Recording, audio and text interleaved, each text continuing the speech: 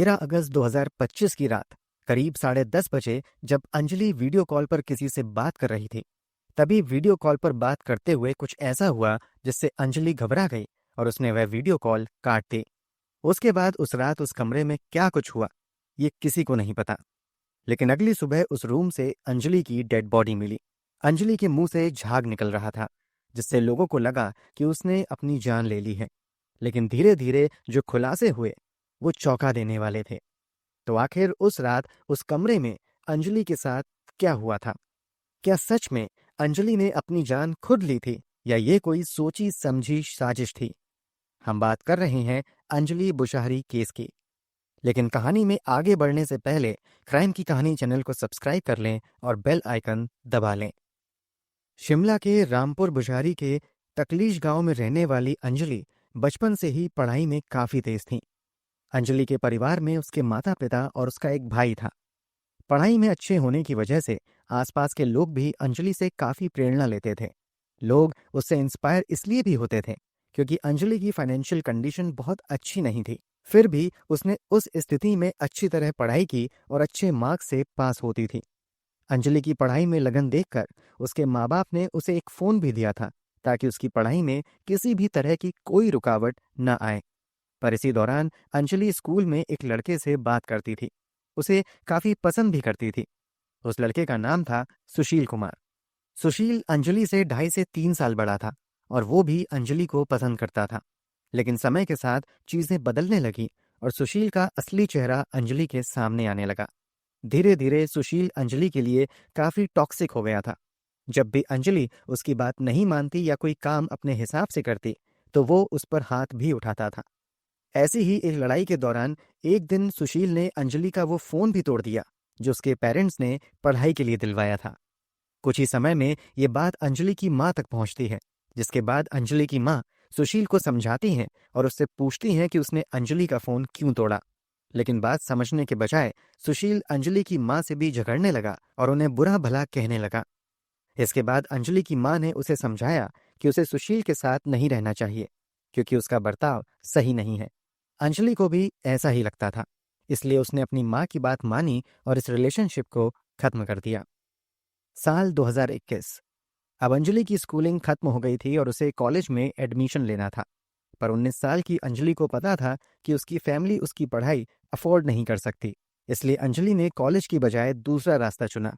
उसने post office के form भरे और उसी साल 2021 में अंजलि का सिलेक्शन भी हो गया। क्योंकि जॉब काफ़ी अच्छी थी और इससे वो अपनी फैमिली को फाइनेंशियल सपोर्ट भी कर सकती थी, इसलिए अंजलि ने एक पल भी नहीं सोचा और ज्वाइनिंग कर ली। अंजलि शिमला की रहने वाली थी, लेकिन उसकी पोस्टिंग कुल्लू के टांडी में हुई थी। अंजलि ने वहां एक रूम रेंट पर लिया। जिस फैमिली के साथ वो रहती थी वो अंजलि को अपनी बेटी की तरह मानते थे। अंजलि के खाने पीने का सारा खर्चा वो खुद उठाते थे क्योंकि अंजलि का बिहेवियर देखकर वो उससे काफ़ी खुश थे। एक अच्छी जॉब के चलते आसपास के एरिया में भी अंजलि की अच्छी पहचान बन गई थी। अंजलि अपनी जॉब को लेकर काफी सीरियस रहती थी और अपने सारे काम अच्छे से करती थी। उसे ऑफिस में कई बार बेस्ट परफॉर्मर का अवार्ड भी मिला। सब कुछ बिल्कुल सही चल रहा था। अंजलि सुशील से ब्रेकअप के बाद अपनी लाइफ में आगे बढ़ गई थी। लेकिन जब सुशील को पता चला कि अंजलि की जॉब लग गई है तो वह शिमला से कुल्लू आ गया उसे परेशान करने के लिए। कभी वो उसके ऑफिस पहुंच जाता, कभी उसे फोन करके बार बार परेशान करता। इन सब से अंजलि काफी परेशान हो गई थी, पर वह बार बार इन चीजों को इग्नोर कर देती थी। उसे नहीं पता था कि ये बात आगे चलकर कितनी बड़ी बन जाएगी। सुशील, जो अब तक उसे किसी न किसी तरीके से परेशान करता था, इस बार अंजलि के ऑफिस पहुंचता है और ड्रिंक करके सबके सामने चिल्लाने लगता है कि मैं उसका बॉयफ्रेंड हूं और उसके पेट में मेरा बच्चा है। क्योंकि अंजलि की अच्छी रेपुटेशन थी तो ये सब सुन पाना उसके लिए बहुत बड़ी बात थी, इसलिए वह तुरंत वहां से निकल गई। सबके सामने हुई इस बेइज्जती के बाद अंजलि ने डिसाइड किया कि वो करेगी, लेकिन उसके पीछे पीछे सुशील भी निकल गया और रास्ते में उसे समझाने लगा कि वो अपनी जान ना ले।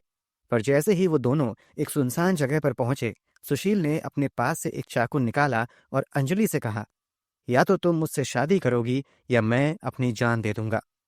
अंजलि पहले ही इतनी बेइज्जती सह चुकी थी और वह अपने ऊपर एक और बड़ा इल्जाम नहीं लेना चाहती थी, इसलिए उसने अपनी जिंदगी का सबसे गलत कदम उठा लिया। उसने कहा कि वो नहीं चाहती कि सुशील अपनी जान दे, इसलिए वो उससे शादी करने को तैयार है। जैसे ही ये बात अंजलि के घर वालों तक पहुंची, वे जल्द ही कुल्लू पहुंचे और वहां पुलिस स्टेशन में कंप्लेंट दर्ज करवाई। जब पुलिस सुशील तक पहुंची तो उसने कहा कि अंजलि अपनी मर्जी से उसके साथ आई है। जब पुलिस ने अंजलि से पूछा तो उसने भी कहा कि हाँ, मैं अपनी मर्जी से आई हूं। दरअसल सुशील ने अंजलि को पूरी तरीके से मैनिपुलेट कर लिया था। उसने उसे इतना डरा दिया था कि अंजलि को लगने लगा था कि अगर वो किसी को कुछ भी बताएगी तो सुशील अपनी जान ले लेगा, और वो नहीं चाहती थी कि वो किसी की मौत का कारण बने। इन सब के बाद दोनों ने कोर्ट मैरिज कर ली। अंजलि के घरवाले इस शादी के पक्ष में नहीं थे, लेकिन अंजलि सुशील के साथ रहना चाहती थी, इसलिए उन्होंने उसे उसके हाल पर छोड़ दिया। सुशील की फैमिली कुछ दिनों बाद अंजलि के घर पहुंची ताकि सभी रीति रिवाज पूरे करके रिश्ते को अपनाया जा सके। अंजलि के घरवालों ने भी उनका स्वागत किया, लेकिन एक अजीब बात यह थी कि सुशील के घरवाले खुद को बहुत हाई फाई दिखाने की कोशिश कर रहे थे। जब अंजलि की मां ने कहा कि हमारी मंथली इनकम सिर्फ 2,500 है, तो सुशील के घर से किसी ने कमेंट किया कि इतना तो हमारा कुत्ता खा जाता है। ये बात अंजलि की मां को बहुत बुरी लगी। उन्होंने सुशील की फैमिली को वहां से जाने को कहा। एक हफ्ता बीत गया, लेकिन अंजलि की बात अब भी अपने माता पिता से नहीं हुई थी। वहीं दूसरी तरफ अंजलि और सुशील के बीच झगड़े बढ़ गए थे। सुशील छोटी छोटी बातों पर अंजलि को मारता पीटता था। दरअसल अंजलि अपने घरवालों को सच्चाई बताना चाहती थी कि उसकी शादी क्यों और कैसे हुई, लेकिन सुशील नहीं चाहता था कि ये बात बाहर आए। आखिरकार अंजलि ने अपने घरवालों को सब कुछ सच बता दिया। ये सुनकर वो बहुत परेशान हुए। अंजलि की मां चाहती थी कि अब अंजलि उनके पास रहे, और अब अंजलि उनके साथ रह रही थी, लेकिन बहुत परेशान थी। अंजलि की मां ने रामपुर पुलिस स्टेशन में फिर से कंप्लेंट लिखवाई कि सुशील उसके साथ मारपीट करता है। इस बार अंजलि ने भी उस कंप्लेंट पर साइन किए। पुलिस ने सुशील को बुलाया। उसने एक माफीनामा लिखा और कहा कि अब वो अंजलि को परेशान नहीं करेगा। इस बात से अंजलि थोड़ा शांत हो गई और अपनी लाइफ में दोबारा लौटने का सोचने लगी। अंजलि ने फिर से ऑफिस ज्वाइन कर लिया, लेकिन सुशील अपने इरादों से पीछे हटने वालों में से नहीं था। सुशील के परिवार के पॉलिटिकल कनेक्शन काफी स्ट्रांग थे, जिसके चलते उन्होंने अंजलि का ट्रांसफर कुल्लू से शिमला करवा दिया। अंजलि शिमला शिफ्ट हो गई, और इस बार उसका भाई भी उसके साथ रहने के लिए आया ताकि उसकी बहन अकेली ना रहे। कुछ समय बाद उसके भाई को अपने कॉलेज एडमिशन के कारण वापस लौटना पड़ा। भाई के जाते ही सुशील की हरकतें फिर से शुरू हो गईं। वो अंजलि का पीछा करने लगा। अंजलि अब दोबारा उस जहन्नुम में नहीं जाना चाहती थी। उसने फिर से पोस्ट ऑफिस का फॉर्म भरा ताकि उसकी पोस्टिंग उसके घर के पास हो सके। इस बार भी उसका सिलेक्शन हो गया और उसे मोगले में पोस्टिंग मिली, जो उसके घर से सिर्फ 18 किलोमीटर दूर थी। अब उसका भाई भी उसी के साथ शिफ्ट हो गया। 4-5 महीने अंजलि के लिए बहुत अच्छे निकले, लेकिन फिर सुशील ने उन्हें परेशान करना शुरू कर दिया। साल 2022 में हालात फिर वही हो गए। सुशील अंजलि को मनाने की कोशिश करने लगा। अंजलि का भाई सोचता था कि शायद सुशील बदल गया है। सुशील कभी भी उनके कमरे में आ जाता और जमीन पर मैट बिछाकर वहीं सो जाता। अंजलि ने सोचा कि वह उसे एक और मौका देगी। उसने कहा कि अगर वह पढ़ाई पर ध्यान देगा और कुछ बन जाएगा तो वो आगे सोच सकती है। सुशील ने डिलीवरी बॉय का काम शुरू किया, जिससे उसे थोड़े पैसे मिलने लगे। अंजलि को लगा कि वह सच में बदल गया है। अंजलि का भाई अब वापस अपने घर शिफ्ट हो गया क्योंकि वो उनके बीच नहीं आना चाहता था। धीरे धीरे सुशील को नशे की आदत लग गई। वो जो भी कमाता नशे में उड़ा देता। अंजलि ने ईएमआई पर एक स्कूटी खरीदी थी। सुशील उसकी इंस्टॉलमेंट के नाम पर अपने घर वालों से पैसे मंगाता और वो भी नशे में खर्च कर देता था। साल 2023 की शुरुआत में अंजलि पूरी तरह समझ गई थी कि वो अब सुशील के साथ कोई रिश्ता नहीं रखना चाहती। उसने डिवोर्स की मांग की, लेकिन सुशील ने साफ मना कर दिया। अंजलि ने बहुत कोशिश करी, लेकिन वो नहीं माना। 2023 के अंत में सुशील का जेबीटी में एडमिशन हो गया। उसने कहा कि अब वो अपनी जिंदगी का फैसला खुद करेगा और अब कभी अंजलि से नहीं मिलेगा। और ऐसा ही हुआ। अंजलि और उसका भाई फिर से साथ रहने लगे। अंजलि अब पहले से काफी बेहतर थी, खुश थी और अपनी जिंदगी खुलकर जी रही थी। फिर आता है 10 अगस्त 2025।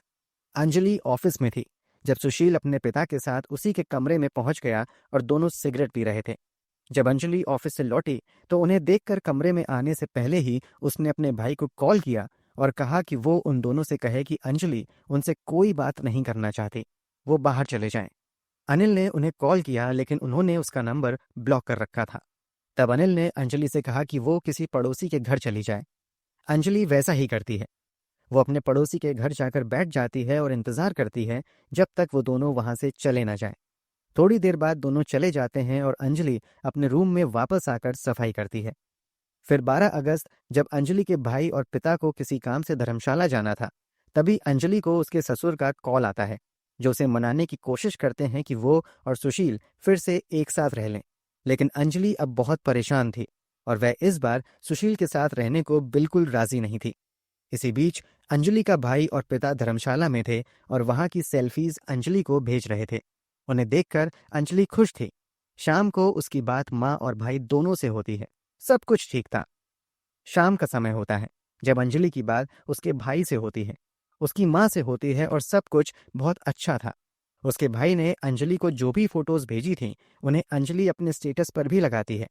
अंजलि काफी खुश थी और उसने ये डिसाइड किया था कि अब वो अपनी ग्रेजुएशन पूरी करेगी और उसके बाद कई कॉम्पिटिटिव एग्जाम की तैयारी करेगी, जिसके चलते वो कई यूट्यूब वीडियो भी देखती रहती है और पढ़ाई पर बहुत ज्यादा फोकस कर रही थी। उसके कुछ दोस्त भी बनने शुरू हो गए थे जो उसी की तरह कॉम्पिटिटिव एग्जाम की तैयारी कर रहे थे। अंजलि और उसके दोस्त मिलकर इंपॉर्टेंट क्वेश्चंस जो एग्जाम में आ सकते हैं, कौन से टॉपिक इस बार इंपॉर्टेंट हैं, ये सब डिस्कस करते थे। उस रात भी अंजलि एक शख्स से वीडियो कॉल पर बात कर रही थी कि तभी अचानक कुछ हुआ और उसने वीडियो कॉल काट दी। उसके बाद उसका किसी से कोई कांटेक्ट नहीं हुआ। अगले दिन अंजलि की फैमिली ने उसे कांटेक्ट करने की कोशिश करी, लेकिन उसने किसी का कॉल नहीं उठाया। ऐसा पहले कभी नहीं हुआ था। उन्होंने सोचा कि शायद वह ऑफिस में बिजी होगी, लेकिन असल में मामला कुछ और था। परिवार ने उसके पड़ोसियों को कॉल किया और कहा कि वे अंजलि का रूम चेक करें। जब पड़ोसी वहां पहुंचे तो देखा कि लाइट्स ऑन थीं और दरवाजा खुला था। उन्हें लगा कि अंजलि अंदर ही है, इसलिए उन्होंने अंदर जाकर चेक नहीं किया। थोड़ी देर बाद पोस्ट ऑफिस से अंजलि के घर वालों को कॉल आया कि आज अंजलि ऑफिस नहीं आई, जबकि आज बहुत जरूरी काम था। जिसके बाद अंजलि के घर वालों ने उन्हें कहा कि वो एक बार अंजलि के घर जाकर देखें कि वो ठीक है या नहीं। ऑफिस वाले अंजलि के कमरे में चेक करने पहुंचे और जो दृश्य उन्होंने देखा उसे देखकर सब सन्न रह गए। अंजलि जमीन पर पड़ी थी। उसके मुंह से झाग निकल रहा था और उसकी मौत हो चुकी थी।